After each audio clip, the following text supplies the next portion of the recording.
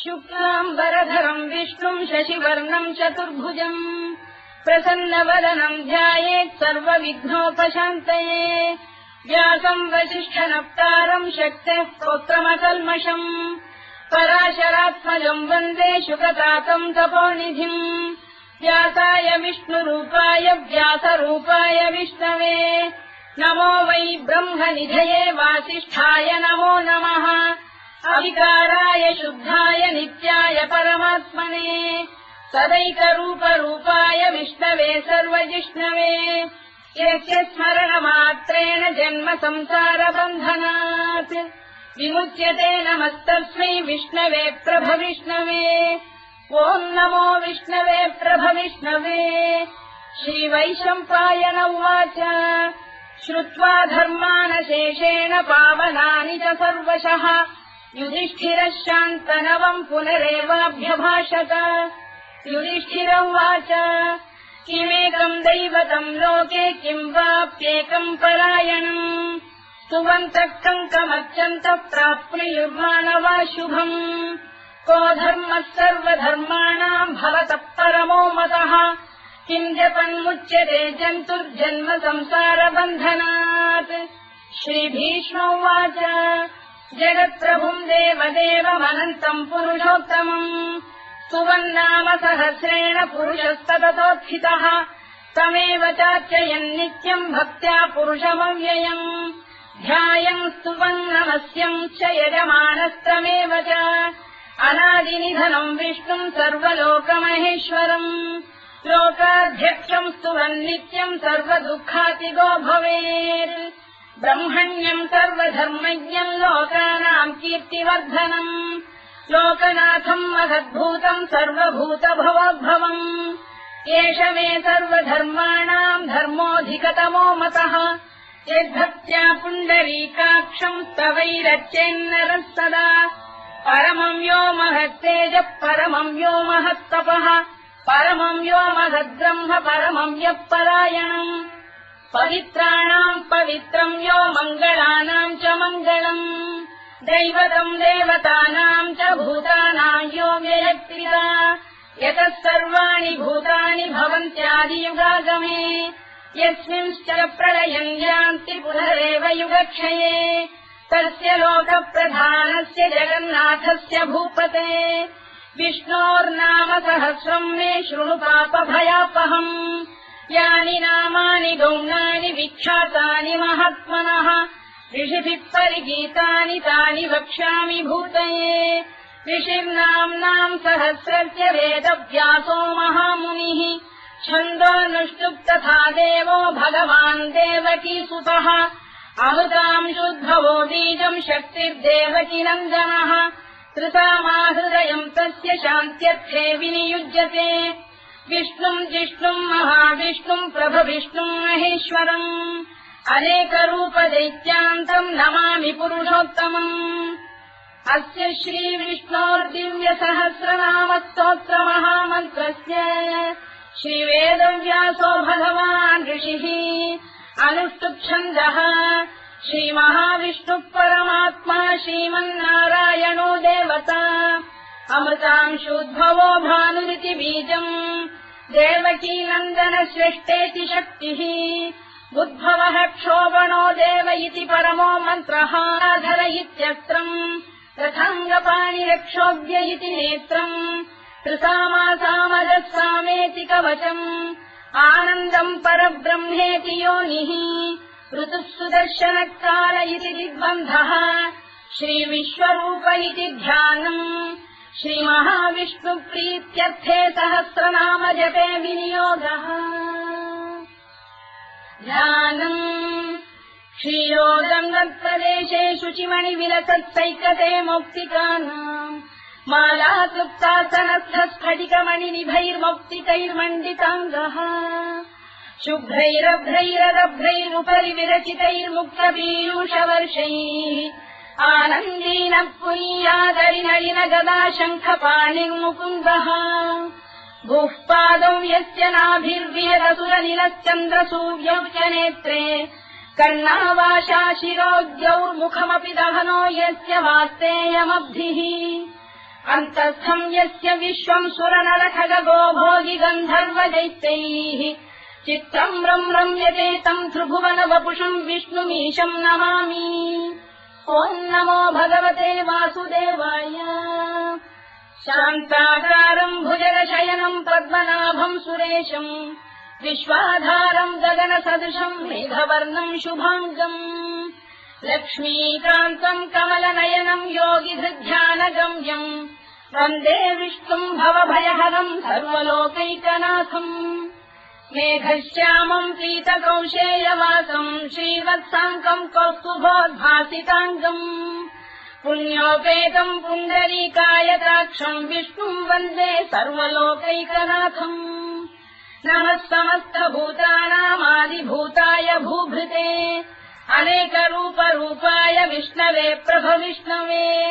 सशङ्खचक्रम् सकिरीटकुण्डलम् सपीतवस्त्रम् सरसीरुभेक्षणम् सहारवक्षस्थलशोभिकौस्तुभम् नमामि विष्णुम् शिरसा चतुर्भुजम्। छायायाम् पारिजातस्य हेमसिंहासनोपरि आसीनमम्बुदश्याममायताक्षमलङ्कृतम् चन्द्राननम् चतुर्बाहुम् श्रीवत्साङ्कितवक्षसम् रुक्मिणी सत्यभामाभ्याम् सहितम् कृष्णमाश्रये।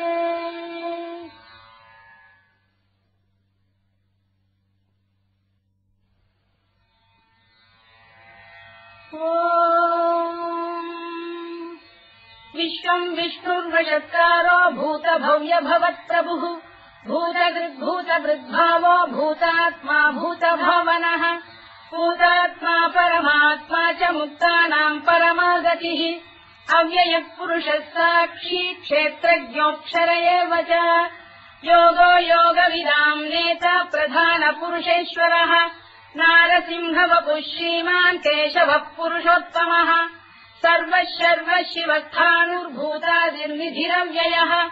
सम्भवो भावनो भर्ता प्रभवः प्रभुरीश्वरः स्वयम्भूः शम्भुरादित्यः पुष्कराक्षो महास्वनः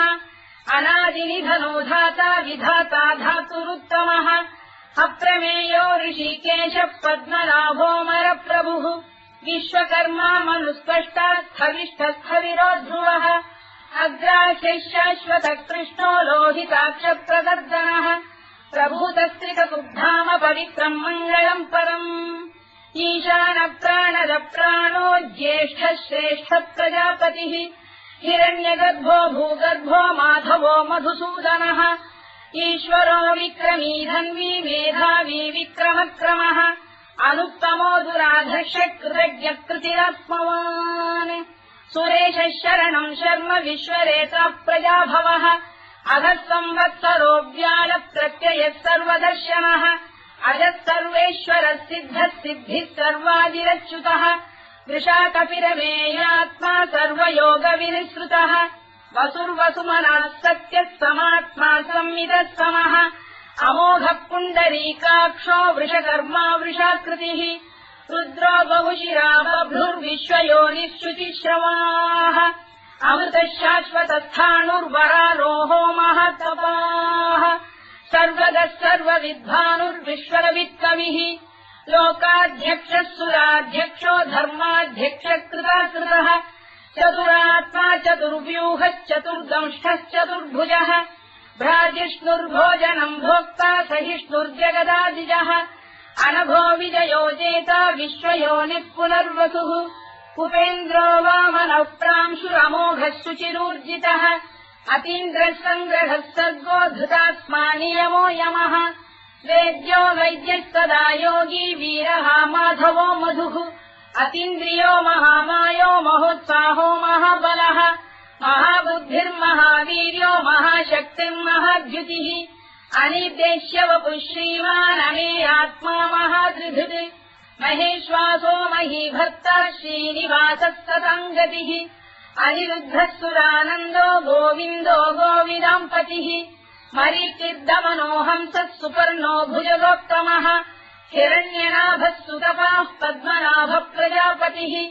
अमृत्युः सर्वदृक्सिंहः सन्धाता सन्धिमान् स्थिरः अजो दुर्मर्षणः शास्ता विश्रुतात्मा सुरारिभा गुरुर्गुरुतमो धाम सत्यपराक्रमः निमिषो निमिषस्रग्वी वाचस्पतिरुदारधीः अग्रणी ब्राह्मणी श्रीमान् न्यायो नेता समीरणः सहस्रमूर्धा विश्वात्मा सहस्राक्षः सहस्रपात् आवर्तनो निवृत्तात्मा संवृतः सम्प्रवर्धनः अधः संवर्तको गम्भीरनिरोधरणीधरः सुप्रसादप्रसन्नात्मा विश्वधृत् विश्वभुग्विभुः सत्कर्ता सत्कृतः साधुर्जन्धुर्नारायणो नरः असङ्ख्येयो प्रमेयात्मा विशिष्टः शिष्टकृच्छुचिः सिद्धार्थः सिद्धसङ्कल्पः सिद्धिदः सिद्धिसाधनः वृषाधी वृषभो विष्णुर्वृषपर्वा वृषोदरः वर्धनो वर्धमानश्च विविक्तः श्रुतिसागरः सुभुजो दुर्धरो वाग्मी महेन्द्रो वसुदो वसुः नैकरूपो बृहद्रूपः शिपिविष्टप्रकाशनः ओजस्तेजोऽभ्युदिनः प्रकाशात्मा प्रतापनः वृद्धस्पष्टाक्षरो मन्त्रश्चन्द्रांशुर्भास्करद्युतिः अमृतांशुद्भवो भानुः शशबिन्दुः सुरेश्वरः औषधम् जगतः सेतुः सत्यधर्मपराक्रमः भूतभव्यभवन्नाथः पवनः पावनो नलः कामः कामकृत्कान्तः कामः कामप्रदप्रभुः युगादिकृद्युगावर्तो नैकमायो महाशनः अदृश्यो व्यक्तरूपश्च सहस्रजिदनन्तजित् इष्टो विशिष्टः शिष्टेष्टः शिखण्डी नभुषो वृषः क्रोधः क्रोधकृत्कर्ता विश्वबाहुर्महीधरः अच्युतप्रतिथः प्राणदो वासवानुजः अपाम् निधिरधिष्ठानमप्रमत्तप्रतिष्ठितः स्कन्दधरो धुर्यो वरदो वायुवाहनः वासुदेवो बृहद्भानुरादिदेवः पुरन्दरः अशोकस्तारणस्तारः शूरः शौरिर्जनेश्वरः अनुकूलः शतावर्तः पद्मी पद्मनिभेक्षणः पद्मनाभोरविन्दाक्षः पद्मगर्भः शरीरभृत् महर्भिर्वृद्धो वृद्धात्मा महाक्षो गरुडध्वजः अतुलः शरभो भीमः समयज्ञो हविर्हरिः सर्वलक्षणलक्षण्यो लक्ष्मीवान् समितिञ्जयः विक्षरो रोहितो मार्गो हेतुर्दामोदरः सहः महीधरो महाभागो वेगवानमिताशनः उद्भवः क्षोभणो देवः श्रीगर्भः परमेश्वरः करणम् कारणम् कर्ता विकर्ता गहनो गुहः व्यवसायो व्यवस्थानः संस्थानस्थानदो ध्रुवः परधिः परमस्पष्टः तुष्टः पुष्टः शुभेक्षणः रामो विरामो विरतो मार्गो नेयोनयोनयः वीरः शक्तिमताम् श्रेष्ठो धर्मो धर्मविदुत्तमः वैकुण्ठः पुरुषः प्राणदः प्रणवप्लुतुः हिरण्यगर्भः शत्रुघ्नो व्याप्तो वायुरधोक्षजः ऋतुः सुदर्शनकालः परमेष्ठी परिग्रहः उग्रः संवत्सरो दक्षो विश्रामो विश्वदक्षिणः विस्तारस्थावरस्थाणुः प्रमाणम् बीजमव्ययम् अर्थोऽनर्थो महाकोशो महाभोगो महाधनः अनिर्विण्णस्थविष्ठो भूर्धर्मयूपो महामखः नक्षत्रनेमिर्नक्षत्री क्षमः क्षामः समीहनः यज्ञयुज्यो महेज्यश्च क्रतुः सत्रम् सदाङ्गतिः सर्वदर्शी विमुक्तात्मा सर्वज्ञोद्यानमुत्तमम् सुव्रतः सुमुखः सूक्ष्मः सुघोषः सुखरः सुहृदः मनोहरोजितक्रोधो वीरबाहुर्विदारणः स्वापनः स्ववशो व्यापी नैकात्मानैककर्मकृत् वत्सरो वत्सलो वत्सी रत्नगर्भोधनेश्वरः धर्मकृद्धर्मकृद्धर्मी सदसक्षरमक्षरम् अविज्ञाता सहस्रांशुर्विधाता कृतलक्षणः गभस्तिरे विस्तप्तः सिंहो भूतमहेश्वरः आदिदेवो महादेवो देवेशो देवभृद्गुरुः उत्तरो गोपतिर्गोप्ता ज्ञानः सोमपो मृतपः सोमः पुरुजिः पुरुषत्तमः विनयो जयः सत्यसन्धो दाशार्हः सात्वताम् पतिः जीवो विनयिता साक्षी मुकुन्दो मितविक्रमः अम्भोनिधिरनन्तात्मा महोदधिशयोऽन्तकः अजो महार्घः स्वाभाव्यो धिरा मित्रप्रमोदनः आनन्दो नन्दनो नन्दः सत्यधर्मात्रिविक्रमः महर्षि कपिलाचार्य कृतज्ञो मेदिनीपतिः त्रिदशाध्यक्षो महाशृङ्गकृतान्तकृत् महावराहो गोविन्दः सुषेणः कनकाङ्गनी गुह्यो गभीरो गहनो गुप्तश्चक्रगदाधरः मेधास्वाङ्गोजितः कृष्णो दृढः सङ्कर्षणोच्युतः वरुणो वारुणो वृक्षः पुष्कराक्षो महामनाः भगवान् बलहानन्दी वनमाली हलायुधः आदित्यो ज्योतिरादित्यः सहिष्णुर्गतिसत्तमः सुधन्वाखण्ड परशुद्धारुणोद्रविणप्रदः दिवस्कृत् सर्वदृत्यासो वाचस्पतिरयो निजः कृतामासामगस्साम निर्वाणम् भेषजम् भिषज सन्न्यासवृक्षमशान्तो निष्ठा शान्तिः परायणम् शुभाङ्गः शान्तिदर्शिष्टा कुमुदः कुवलेशयः गोहितो गोपदैर्गोप्ता वृषभाक्षो वृषप्रियः अनिवर्ती निवृत्तात्मा संक्षेप्ताक्षेमकृत् शिवः श्रीवत्सवक्षा श्रीवासः श्रीपतिः श्रीमताम्बरः श्रीधः श्रीधः श्रीनिवासः श्रीनिधिः श्रीविभावनः श्रीधर श्रीकर श्रेयः श्रीमान् लोकत्रयाश्रयः स्वक्षस्वङ्गः शतानन्दो नन्दिर्ज्योतिर्गणेश्वरः विदितात्मा विधेयात्मा सत्कीर्तिच्छिन्न संशयः उदीर्णः सर्वतश्चक्षुरनीशः शाश्वतस्थिरः भूषयो भूषणो भूतिर्विशोकः शोकनाशनः अर्चिष्मानर्चितः कुम्भो विशुद्धात्मा विशोधनः अनिरुद्धो प्रतिरथ प्रद्युम्नोमितविक्रमः कालनेमिनिहा वीरः शौरिः शूरजनेश्वरः त्रिलोकात्मा त्रिलोकेशः केशवः केशिहा हरिः कामदेवः कामपालः कामी कान्तकृतागमः अनिर्देश्यवपुर्विष्णुर्वीरोऽनन्तो धनञ्जयः ब्रह्मण्यो ब्रह्मकृद्ब्रह्मा ब्रह्म ब्रह्मनिवर्धनः ब्रह्मविद्ब्राह्मणो ब्रह्मी ब्रह्मज्ञो ब्राह्मणप्रियः महाक्रमो महाकर्मा महातेजा महोरगः महाक्रतुर्महायज्वा महायज्ञो महाहविः स्तव्यस्तव प्रियस्तोत्रम् स्तुतिस्तोतारणप्रियः पूर्णः पूरयिता पुण्यः पुण्यकीर्तिरनामयः मनोजवस्तीर्थकरो वसुरेता वसुप्रदः वसुप्रदो वासुदेवो वसुर्वसुमनाहविः सद्गतिः सत्कृतिः सत्ता सद्भूतिः सत्परायणः शूरसेनो यदुश्रेष्ठः सन्निवासः सुयामुनः भूतावासो वासुदेवः सर्वासु निलयो नलः दर्पः दर्पदो दृप्तो दुर्धरोऽथा पराजितः विश्वमूर्तिर्महामूर्तिर्दीप्तमूर्तिरमूर्तिमान् अनेकमूर्तिरव्यक्तः शतमूर्तिः शताननः एकोनैकस्तवः किम् यत्तत्पदमनुत्तमम् लोकबन्धुर्लोकनाथो माधवो भक्तवत्सलः सुवर्णवर्णो हेमाङ्गो वराङ्गश्चन्दनाङ्गदी वीरः विषमः शून्यो घृता क्षीरजरश्चरः अमानी मानदो मान्यो लोकस्वामी त्रिलोकधृत् सुमेधा मेधजो धन्यः सत्यमेधाधराधरः तेजो वृषोद्युतिधरः सर्वशस्त्रभृताम्बरः प्रग्रहो निग्रहो व्यग्रो नैकशृङ्गो गदाग्रजः चतुर्मूर्तिश्चतुर्बाहुश्चतुर्व्यूहश्चतुर्गतिः चतुरात्मा चतुर्भावश्चतुर्वेदविदेकपात् समावर्तो निवृत्तात्मा दुर्जयो दुरतिक्रमः दुर्लभो दुर्गमो दुर्गो दुरावासो दुरारिः शुभाङ्गो लोकतारङ्गः सुतन्तु वर्धनः इन्द्रकर्मा महाकर्मा कृतकर्मा कृतागमः उद्भवः सुन्दरः सुन्दो रत्ननाभः सुलोचनः अल्पो वाजधनः शृङ्गी जयन्तः सर्वविद्ययी सुवर्णबिन्दुरक्षोभ्यः सर्ववागीश्वरेश्वरः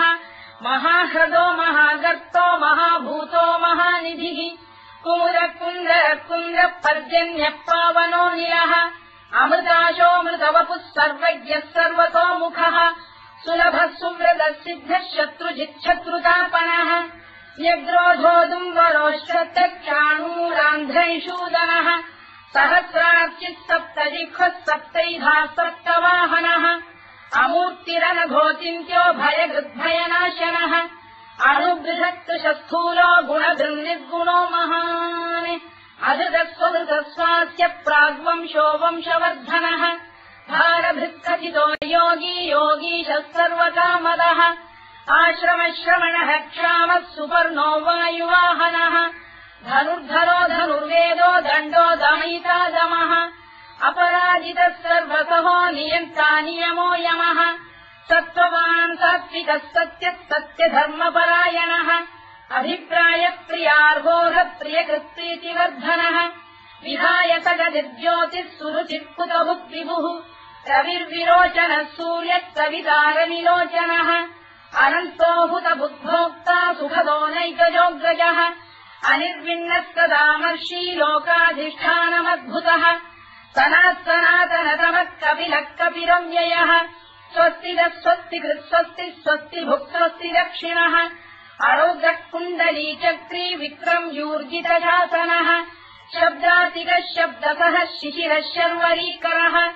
अक्रूरप्रेशलो दक्षो दक्षिणः क्षमिणाम्बरः विद्वत्तमो वीतभयः पुण्यश्रवणकीर्तनः उत्तारणो दुष्कृतिः पुण्यो दुःस्वप्ननाशनः वीरः रक्षणः सन्तो जीवनः पर्यवस्थितः अनन्तरूपोऽनन्तश्रीर्जितमन्युर्भयापहः चतुरश्रो गभीरात्मा विदिशो व्यादिशो दिशः अनाधिर्भूर्भुवो लक्ष्मी सुवीरो रुचिराङ्गदः जननो जनजन्मादिर्भीमो भीमपराक्रमः आधारनिलयो धाता पुष्पहासप्रजागरः ऊर्ध्वरः सत्त्वथाचार प्राणः प्रणवप्रणः प्रमाणम् प्राणनिलय प्राणभृत्प्राणजीवनः तत्त्वम् तत्त्वविदेकात्मा जन्ममृत्युजरातिगः भूर्भुवः स्वत्तरुस्तारः सविता प्रपितामहः यज्ञो यज्ञपतिर्यज्वा यज्ञाङ्गो यज्ञवाहनः यज्ञभृद्यज्ञकृद्यज्ञी यज्ञभुग्यज्ञसाधनः यज्ञान्तकृद्यज्ञगुह्यमन्नमन्नाद एव च आत्मयोनिः स्वयम् जातो वैखानः सामगायनः देवकीनन्दनः स्रष्टा क्षितीशः पापनाशनः शङ्खबृन्नन्दकी चक्रीशाङ्गधन्वा गदाधरः तथाङ्गपाणिरक्षोभ्यः सर्वप्रहरणायुधः सर्वप्रहरणायुध ओम् नम इति परमाली गरीशाङ्गी शङ्खी चक्री च नन्दकी श्रीमान्नारायणो विष्णुर्वासुदेवोऽभिरक्षतु वनमाली गरीशाङ्गी शङ्खी चक्री च नन्दकी श्रीमान्नारायणो विष्णुर्वासुदेवोऽभिरक्षतु वनमाली गरीशाङ्गी शङ्खी चक्री च नन्दकी श्रीमान्नारायणो विष्णुर्वासुदेवोऽभिरक्षतु इतीदम् कीर्तनीयस्य केशवस्य महात्मनः नाम्नाम् सहस्रम् दिव्यानामशेषेण प्रकीर्तितम् य इदम् शृणुयाम् नित्यम् यश्चापि परिकीर्तयेत् नाशुभम् प्राप्नुयात् किञ्चित् सोमुत्रेह च मानवः वेदान्तको ब्राह्मणः स्यात् क्षत्रियो विजयी भवेत् वैश्यो धनसमृद्धः स्यात् क्षुद्रः सुखमवाप्नुयात् धर्मार्थी प्राप्नुयात् धर्ममर्थार्थी चार्थमाप्नुयात् कामानवाप्नुयात् कामी प्रजार्थी चाप्नुयात् प्रजाम् भक्तिमान् यः सदोत्थाय शुचिस्तद्गतमानसः सहस्रम् वासुदेवस्य नाम्नामेतत्र कीर्तयेत् यशः प्राप्नोति विपुलम् याति प्राधान्यमेव च अजलाम् श्रियमाप्नोति श्रेयः प्राप्नोत्यनुत्तमम् न भयम् क्वचिदाप्नोति वीर्यम् तेजश्च विन्दति भवत्य रोगोद्युतिमान् बलरूपगुणान्वितः रोगात्तो मुच्यते रोगात् बद्धो मुच्येत बन्धनात् भयान्मुच्येत भीतस्तु मुच्येतापन्न आपदः दुर्गाण्यतितरस्याशु पुरुषः पुरुषोत्तमम् सुवन्नाम सहस्रेण नित्यम् भक्तिसमन्वितः वासुदेवाश्रयो मर्त्यो वासुदेवपरायणः सर्वपापविशुद्धात्मा याति ब्रह्म सनातनम् न वासुदेव भक्तानामशुभम् विद्यते क्वचित् जन्म मृत्युजरा व्याधि भयम् नैवोपजायते इमं स्तवमधीयान श्रद्धा भक्ति समन्वितः युज्येतात्मसु कक्षान्ति श्रीधृति स्मृति कीर्तिभिः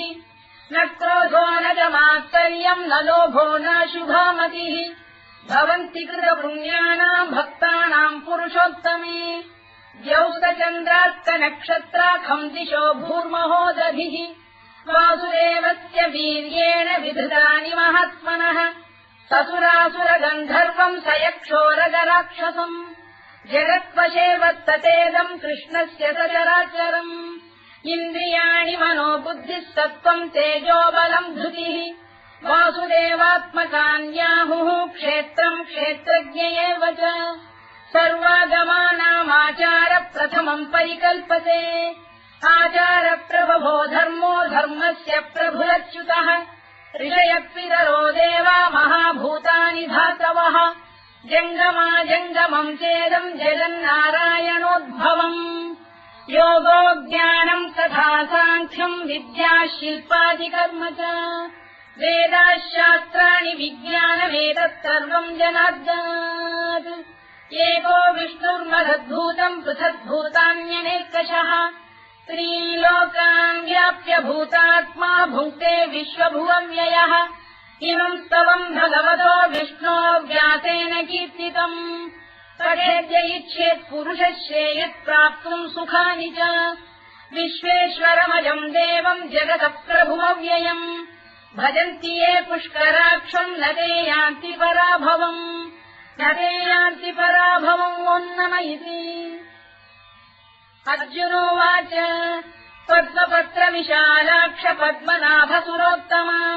भक्तानामनुरक्तानाम् त्राता भव जनार्दन श्रीभगवानुवाच यो माम् नाम सहस्रेण स्तोतुमिच्छति पाण्डव